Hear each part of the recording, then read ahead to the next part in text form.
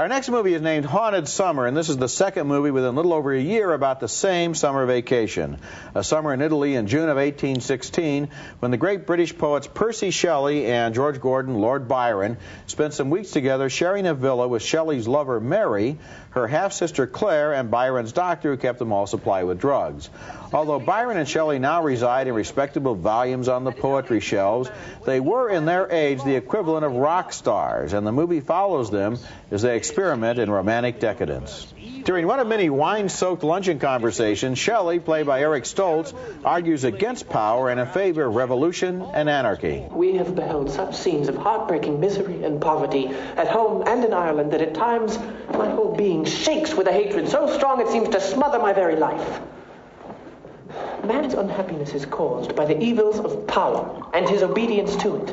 Well, that's a noble sentiment, and Byron seems to agree, but the revolutionary aristocrat turns out to have a healthy regard for his title, his position, and his power when Claire, played by Laura Dern, becomes pregnant with his child. He offers her a cruel choice.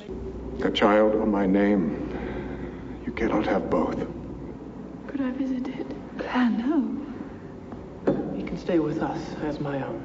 That is Philip Anglum as Byron. Haunted Summer comes close on the heels of Gothic, the hysterical and psychedelic movie of April 1987 by the tempestuous British director Ken Russell. This version of similar material was directed by the more thoughtful Ivan Passer, a Czech who has been working in America for the last 20 years. But both films have the same problem. They deal with the childish and perverse behavior of these characters without convincing us of their importance. Byron and Shelley were important, of course, and they still are, to me anyway, and to a lot of other people, but these movies prefer to see them as the first hippie flower children, and a little of that goes a long way. A little of it does go a long way.